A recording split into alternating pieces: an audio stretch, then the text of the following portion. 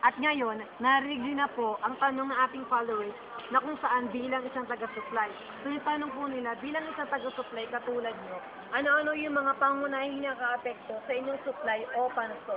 So sino po yung maaaring sumagot ng katanungan ng ating mga followers? Ako na lang po ang unang sasagot na kanilang dalawa.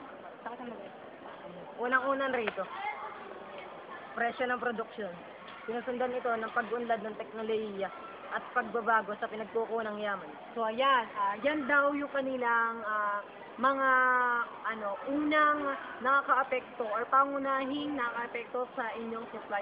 So may dadagdag pa ba kayo sa sinabi ni Mr. Josrel Teranya? Yes, meron pa. Bukod dito, marami pang dahilan ang nakakaapekto sa supply. Isa rito ang gastos ng salik ng produksyon, pag-angkat ng kalakal, pagkasira o pagkabulok ng produkto, at ang panghuli, mga inspeksyon.